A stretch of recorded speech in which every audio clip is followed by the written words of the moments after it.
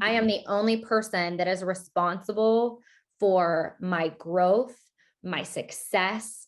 And if I let something stand in the way of that, then that's also my responsibility.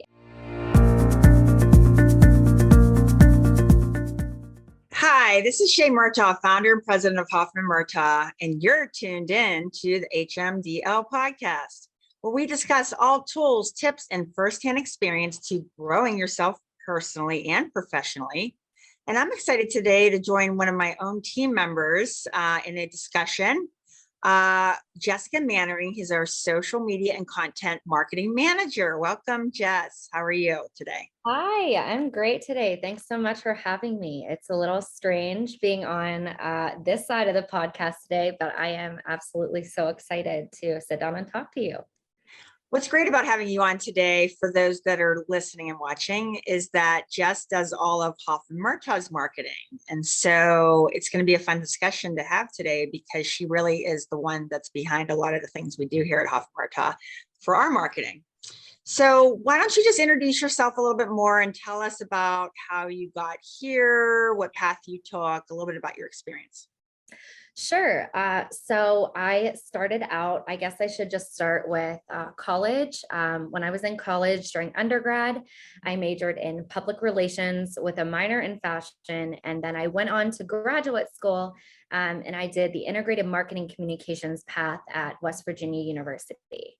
And so through that, after graduation, I started my job search and landed myself a position here at Hoffman Murtaugh. And when I first started work, I was the social media and content marketing assistant here. And I have since been promoted to the social media and content marketing manager. And a little bit about that position is I am kind of, as Shay said, the force behind our brand, and I do all things Hoffman Murtaugh marketing, whether that be social media. I also work behind the scenes on this particular podcast. I do things like our newsletter, our blog, and I also head up some social media for our clients as well. So that's just a little tidbit into my background. Yeah, and I'm sure the listeners would love to hear about how you got promoted so fastly, because that's always something that people strive to do. They get into a company and they make a difference pretty quickly. So what do you think you did here that might have created such a fast growth path for you? I think I hit the ground running when I came in, and I was really excited about the position itself. And I knew that my capabilities and my skills really aligned with the position in general. And so when I first started, I really just wanted to prove myself and show you what I could do. And I think that internal drive and also having driving forces on the team encouraging me to continue to grow and challenging me through that, I was able to continually push forward and just do my best every day. And I was very thankful to be promoted around my 6-month mark, which is pretty unheard of, I feel like, in any type of job. So I was absolutely so blessed. But I think just having that internal drive and wanting to do my absolute best at whatever I was given, and really just pushing forward with that. So I heard when you were in graduate school that you worked 3 different jobs at the Yeah. same time. I also did that, but none of them paid me. So that was probably a little bit different than what you were doing. But tell us a little bit about how you think that attributed to your success. You know what? I feel like it was one of the biggest things that shaped me into who I am today. So I was going to graduate school full time. And while my classes were online, I did have 3 in-person jobs. And so during that time, while I was in school, I worked as the executive assistant to the president at West Virginia Junior College. And I worked there at night. And then during the days, I worked as the graduate service assistant marketing specialist at WVU's Launch Lab Network. And that is an innovation center at WVU that helps students start up businesses, create innovative products, and begin nonprofit organizations. And so I worked there during the day. And then I also own my own business and the other spare time that I had. And I owned a company called Mountain Mama Boarding, which was a snowboarding accessory company specializing in customizables. So I worked at all three of those jobs. I somehow still managed to have a social life. It was incredibly busy, but I do thrive in those. All while being in school? Like you were in Yeah, school all while too. being in What was school. your course load? How many hours? I took 3 courses per semester time, but they were all very intensive and work heavy. And we were more often than not working on a campaign. So we created a campaign from scratch, an integrated marketing campaign, and saw that through from ideation all the way to the end product. So it was very, very intensive. I didn't sleep a lot, but I do work well under pressure. And thankfully, I thrived in those environments. And I really, really think showing myself that I could do that and I can manage school on top of those 3 jobs, I really learned that I can do anything that I put my mind to. And I knew that when I succeeded in that, I could succeed in anything else that I wanted to in this lifetime. Yeah, and that's a great lesson to learn that I always say to everybody, it's really up to us. Somebody gives you an opportunity or you receive some kind of an opportunity. What you do with it is really up to you. And Yes. so you've really taken control of your career here and have really driven it to where you wanted to go. So with that though, I'd love to hear what a typical day-to-day would look like for you while you're doing the job here, because I know it's a lot of wrangling and it's a lot of creative thinking, but I'd love to hear your typical day to day. Yeah, you know what? I think I'll start by saying the beauty of working in an agency, while it is a fast-paced environment, is that my day-to-day life is never the same. And so it's easy to avoid burnout on particular projects because I'm not consistently working on like one client set all day, every day. So it really depends on the day. Every morning I get up and I get my coffee and I sit down and I go through my emails. That never changes. I think anybody that works in the corporate world knows that emails are constantly flowing, no matter if it's nighttime, the morning. So that's my first thing that I do during the day. But throughout the day, I could wear many hats, whether that be content creation for social media, working on getting copy written for the blog, or editing, doing some SEO, working on getting some future podcast guests ready for here, doing website changes, internal meetings to brainstorm new business, all of that. And it really just depends on the day. Why do you feel, obviously you've been here now a little over a year, and we didn't work quite as hard as you do now on our marketing for inbound marketing. Why do you feel that what you do helps a company? Because I've seen a lot of changes from you doing it for us, but we try to tell our clients why it's important. But I'd love to hear what you think about why it's so important to market yourself as a company for your inbound leads. Absolutely. So social media as a whole, as we know, has the ability to absolutely change your life overnight, whether you're a company, a small business, a large corporation, or a personal brand. It has the potential to reach an astronomical amount of people that you may not come into contact with in your day-to-day life. And so the importance of showing who you are as a brand is just really simply that, connecting with people. And when you work hard on your marketing internally, it transcends externally. And so the importance is you show people, A, what you're capable of doing, B, the people behind the brand, and it humanizes the brand to allow you to build and cultivate those relationships among your target audience and have the ability to reach your target audience elsewhere that may not run into you just in passing, like I said, in your day-to-day life. Yeah, and I find since, I'm the only person on the team that actually is the one, I think, out there selling and networking, because that's my background and where I came from. But like, I just feel since you've come on and been doing this, it's very, like, I don't have to work at it so hard.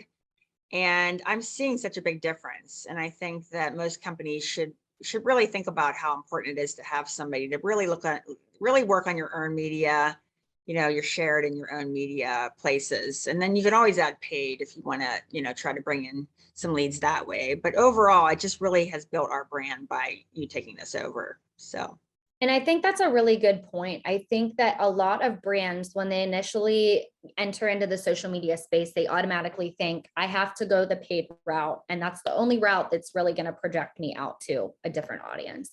And while paid efforts work, what you do really well at this agency is, years before this was a popular thing, you had always believed in the peso model and the peso approach. And that's connecting all forms of media, paid, earned, shared, and owned together to project brands outward. And so you were already at the forefront of that before these other agencies even began catching up.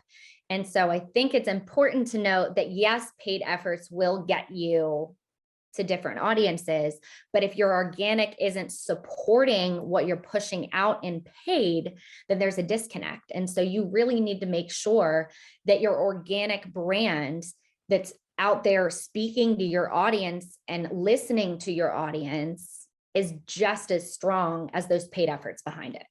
Yeah, and how I relate that for people to understand is, people come to me all the time and say, wow, you guys are doing so well and you're really killing it. And I always just joke and say, yeah, because I told you, I told you, right? I put that thought in your brain by putting a message out that talks about our growth, right? It is truly happening, but we're putting the message out outside of just me walking around and telling people verbally. Right. That marketing is getting out your message about who you are as a company and what you stand for. It's your awareness piece, right? And it's worked so well. And if I can tell any company or anybody listening to this call, you have to invest in that. So absolutely. So you've worked at a couple of places, like you said before you got here, and culture is very important to me.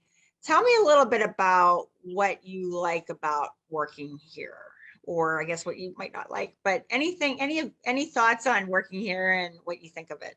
So I have said, yes, I've worked other places, but this has genuinely been my favorite place that I've ever worked. And I genuinely don't just say that to say that. The culture here, we're continually working on it. And that's something I've never had at any other place that I've worked. We have, for those of you obviously that don't work here, we have a biweekly culture training, and we meet biweekly as an entire team, all 30 of us, and we talk about how we can continue to improve our culture week by week. And I think it's so important that as an agency, in agency world, sometimes it's hard to feel connected when there are so many people, but we are very blessed to have a team of 30 people that are all transparent and honest and communicative with one another. And it's a very open environment where I came in as an assistant and I was allowed to share and vocalize my opinions on super large projects. And I just don't think I would have ever found that at another place. So I am always surprised and super appreciative of the culture that we have here, that you are always advocating for us, and you are so transparent as a leader with us. And I've never had that type of connection with anybody before. So it's really refreshing for sure. Well, that's so great to hear. And as we all say, nobody's perfect. And so we do try to perfect our culture and really just have open, discussions. We unpack things when somebody leaves. We try to talk about what they said in their exit interviews and just try to understand how can we be better. And I think if you just show up every day with how can I be better today than I was yesterday, I think that continues to give us a good culture. What social media platforms do you actually prefer to work with? And ones that maybe you might see it are going to become really more prevalent in the next year or so? Yeah, so I think my favorite platforms to work with in a creative way, because I'm a very creative minded person, I would say Instagram and TikTok.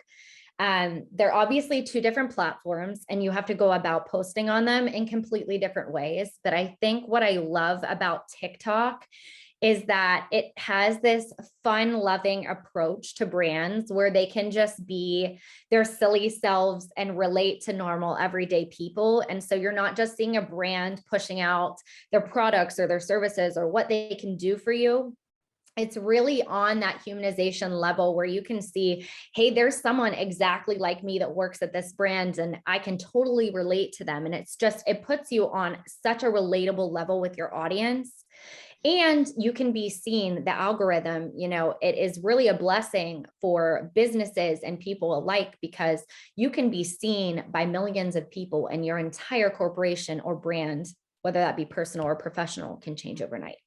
And then Instagram is a totally different platform, but I love it in terms of, I feel like that's really where you get the highlight reel of like all the good things, because social media is totally a highlight reel, but you're able to see the creativity and the graphics more on social media, on Instagram. And so I think that's why I prefer it, because I'm like I said, I'm a very creative minded person. I love graphics and I love seeing how someone turns a design in differently than I would and seeing the comparison there.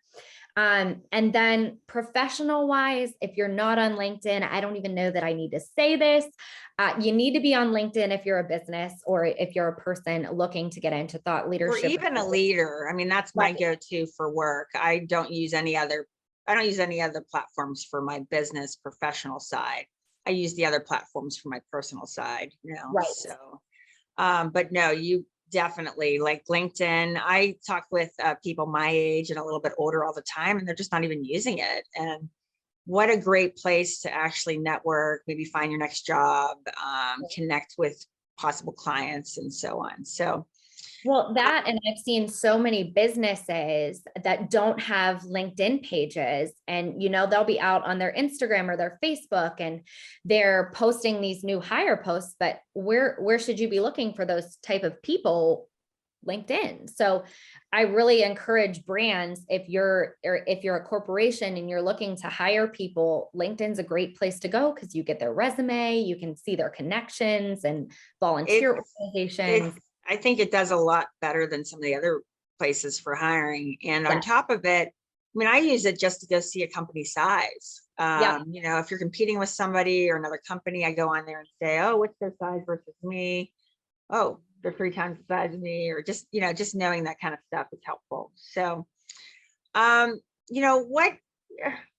talking about work and everything. You're so passionate about it. And that's why I love that you work here. What is your greatest passion in life right now? Like, I guess, what is your passion?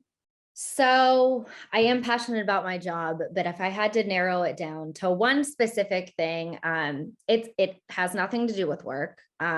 Traveling has changed my life, and that's, cliche to say, but it is the thing that just fuels my fire, lights my soul on fire.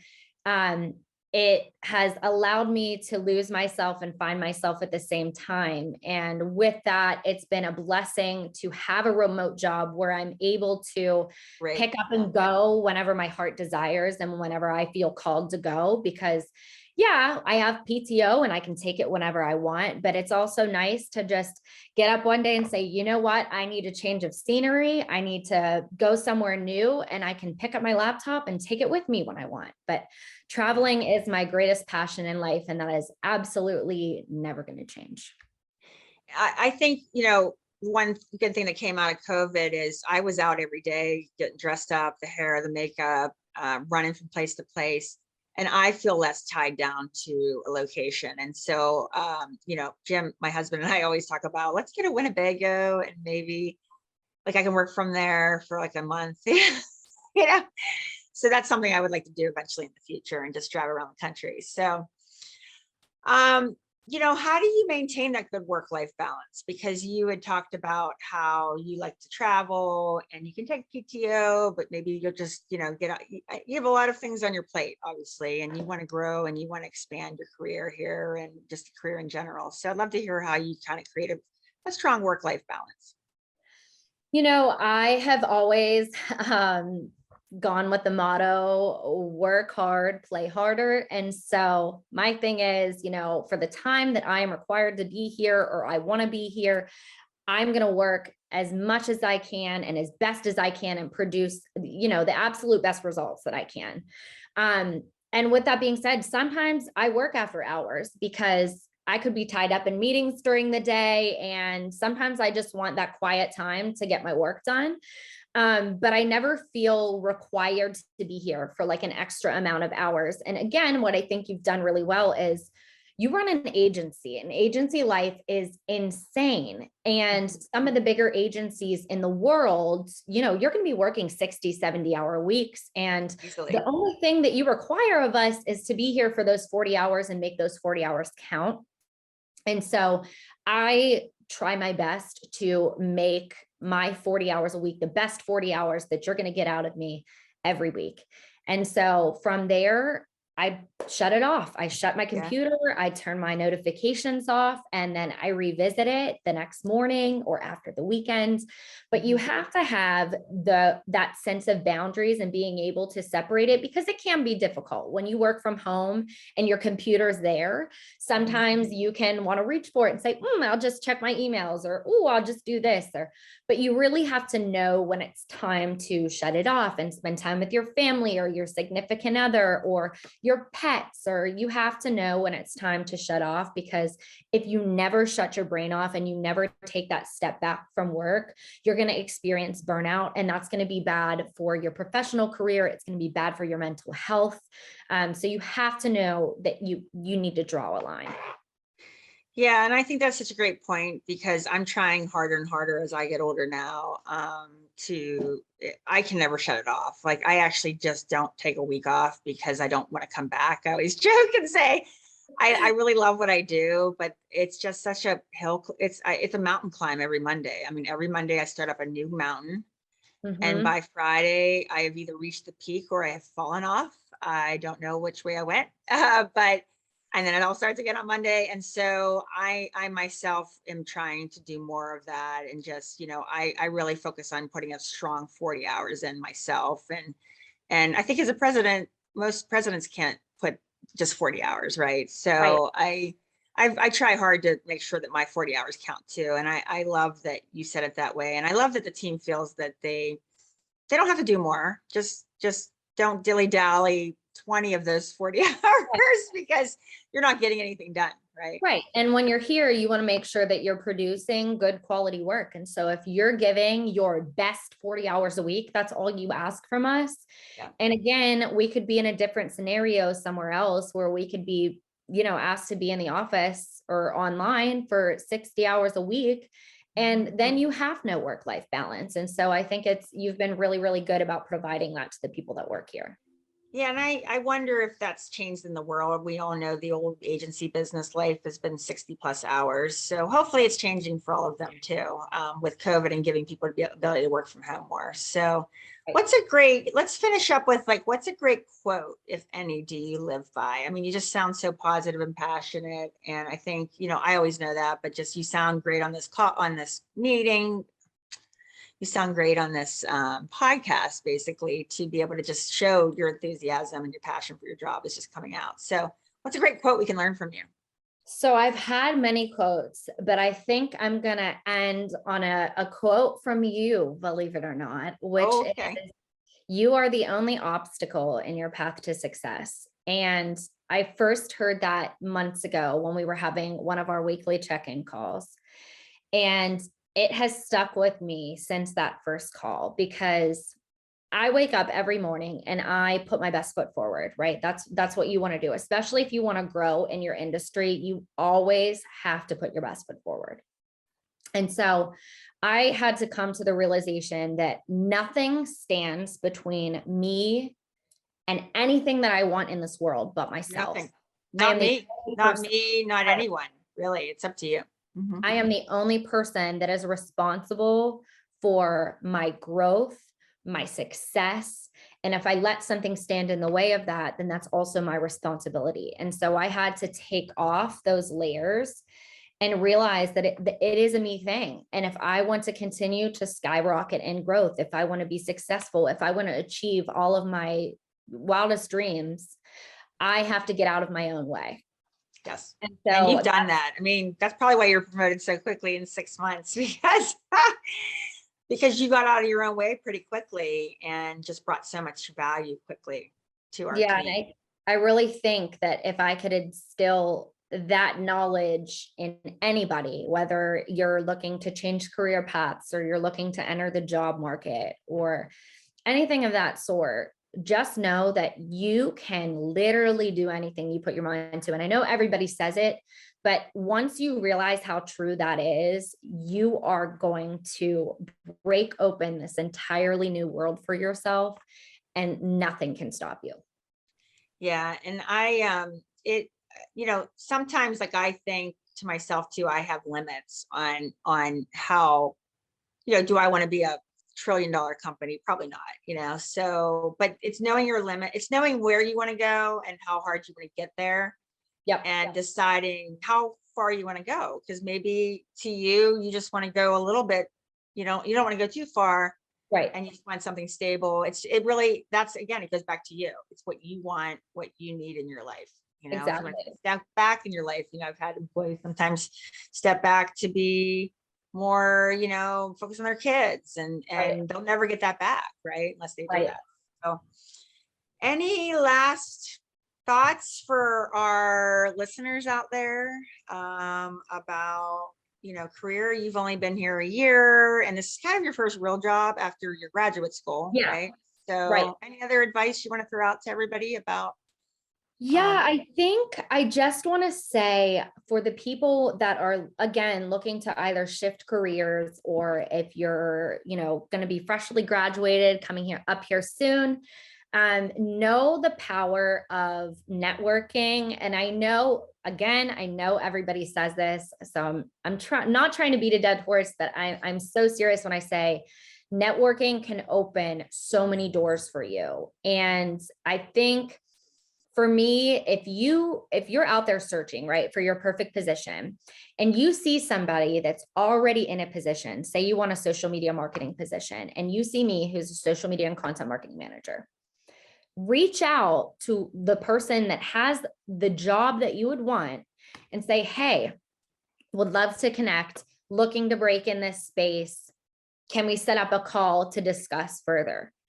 Making those connections is going to open so many doors for you, because not only do you now have access to this person in the position that you're interested in, but you have access to potentially their entire network as well, which could land you jobs, more connections. I mean, the possibilities are endless. So don't ever I know it's intimidating, but don't ever be afraid to reach out to people that are in positions that you would want to be in the future. I can think of two success stories that we have on our own. First was Gina reached out to me. She wanted to move to Pittsburgh. She graduated right in May of COVID 2020. And she had a hard time finding a full-time job. And she asked me for some advice and I gave her some advice and she took it. And next thing you know, we hired her and she is doing a phenomenal job. She's on the fast track of growth here. Everybody loves her. They love what she's doing. So, and then we just hired an intern for you, correct? Yeah, I did. And that is a friend of mine's from high school's daughter that he just told her to reach out to me. She did it. Like, it wasn't like he said, Shay, will you talk to my daughter? She did it all on her own. She didn't get any help from him. I got on a call with her. She just was very well spoken. She's graduating at Dayton and she just started this week. And I just think network with your parents' friends, your parents, like if LinkedIn, again, another great tool, look on there and say, hey, look and see anybody you want to meet that I might know and I can introduce you. So it's like, be bold. Yeah. Be bold, don't be afraid, and be your authentic self. And that's going to translate so well to anybody that you reach out to. Nobody's going to be angry that you're interested in them or what they have going on. So there are people that are, some people are busier, some people don't have the time, and that's fine, but you're never going to know unless you try. And so if you don't try, you never know. And think about all the people I've talked to that I'm just like, hey, we guys talked to this person, we talked to that person. All they did was simply reach out to me and ask me for help. And I didn't say no. So you'd be surprised. That's what's crazy to me as well, because again, when I started here, I was at an assistant level, and I never in a million years thought that being an assistant at an agency, I would have direct contact with the president. But we What have was your role? Your president, your role was to build the brand of the agency.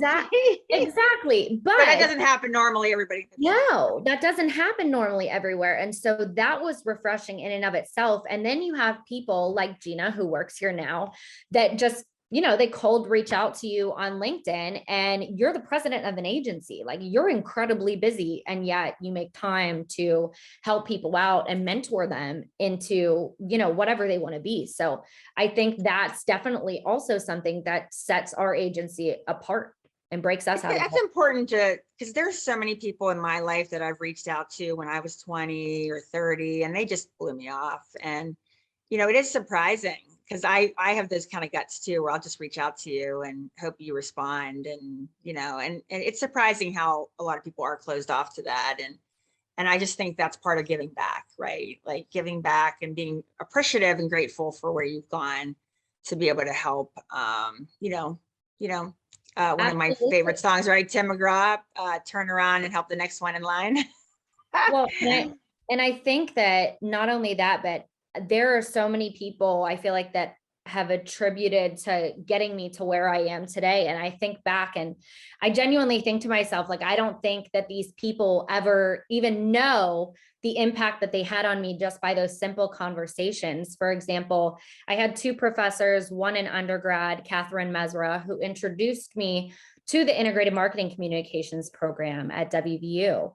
And she was such an influential part of me even going to graduate school. And then my old professor, Gia Pressgrove, who we actually had on the podcast in the last episode, she was the hardest professor I ever had. And she was so challenging and she kept pushing me.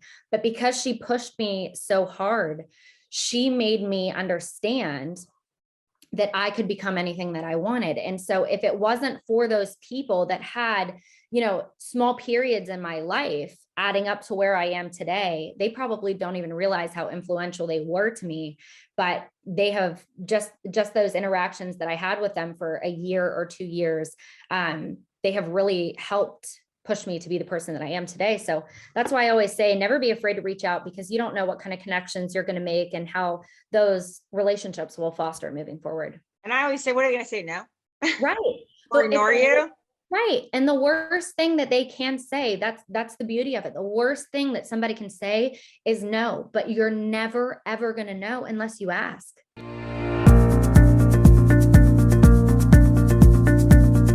Well, thank you so much for being on here today. And, thank you to Jess and our listeners for tuning into the HMDL podcast. If you like what you heard, be sure to follow us on all of our social channels at Hoffman Murtaugh. Jess manages all of them.